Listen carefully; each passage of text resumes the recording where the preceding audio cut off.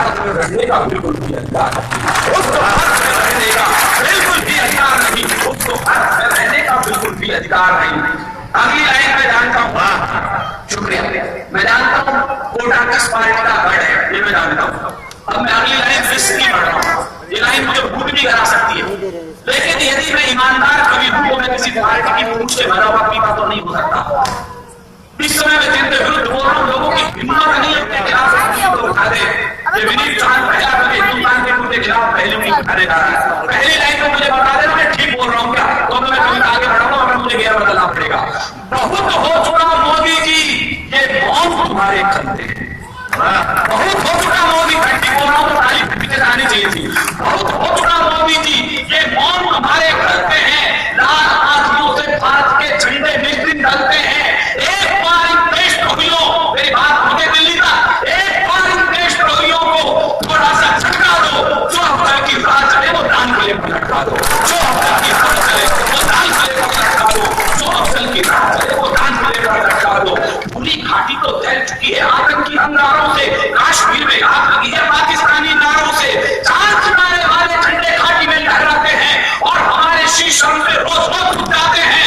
56 इंची सीना है तो फिर मेरी हिम्मत बता दे मैं कहां खड़ा हूं, क्या बोलने जा रहा हूं। आपकी डरी भी तालियां नहीं चाहिए मुझे इस बार। 56 इंची सीना है तो इंतजार मत करो, गद्दारों के शीश कांड बाहर करो या बाहर करो, गद्दारों के शीश कांड शीश कांड तो बाहर करो या बाहर करो, गद्दारों के शीश कांड तो बाहर करो या बाहर करो। कश्मीर में कुछ हालात तो अच्छा लगा, कुछ लोग भी जगह तो सही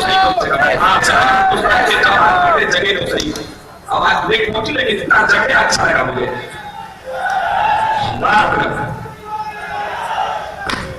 शुक्रिया, धन्यवाद। कितने बेटे भारत मां की जय, तो एक बेवकूफ के नाम करने से मालूम ही नहीं पड़ता। और हमारे संदीप भाई बैठा हुआ एक गांधी पुरुष आदमी है, ये तो कह रहा भाई साहब इतनी हत्या क्यों करते हो, धीरे से पूछो उस आदमी से जाके, मैं नाम अपनी नहीं ले रहा, और तरीके से काम कर लो, ये खून खर्चा क्यों करवा रहे हो, गर्दन काट दो ये कर दो। कृष्ण आज ही होटल में मेरे को बताई, मैं जाता हूँ भाई साहब भारत माता की जय नहीं बोल रहा, कल कुछ मत करो, वहां जाओ उससे पूछो कभी कहानी बोलना चाहता भारत माता की जय, कहानी बोलना चाहता भारत माता की जय, कहानी बोलना चाहता साले से 3-4 बार ऐसे करवा लो, एक बार ताली बजा दो, ज्ञानी पुरुष के सम्मान, ये कोई मैटर नहीं करवा रहा। थोड़ा आदमी जब आएगा तुम देखना चाहिए उछल कूद, हमारे वंशावाना है, हम समझो आप लोग उछल कूद में देखना इसकी, अगली बच्चा बच्चों का तो करेगा। लेकिन सर कश्मीर के ऊपर जो कुछ हालात इन दिनों हैं, मुझे कहने का हक दीजिएगा, इस मुल्क में राजनीति किस स्तर तक पहुंची।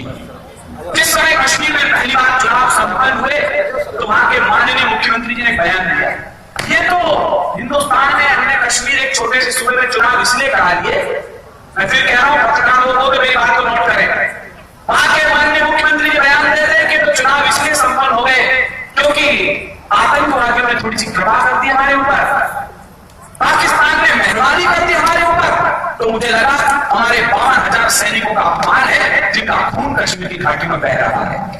हमने सेना को लगा रखी थी वहां पर, सच माने का सैनिक में लोकायुक्त होता हिंदुस्तान में उस दिन उस व्यक्ति को अपराधी की तरह कटघरे में खड़ा करके फांसी पे लटका चुका होता, लेकिन हिंदुस्तान में लोकतंत्र और वोटों के नाम पर कुछ भी बोला जा सकता है। तो मैंने कहा पाकिस्तान की मेरी प्रशंसा ये टेस्ट होकर जा रहा है।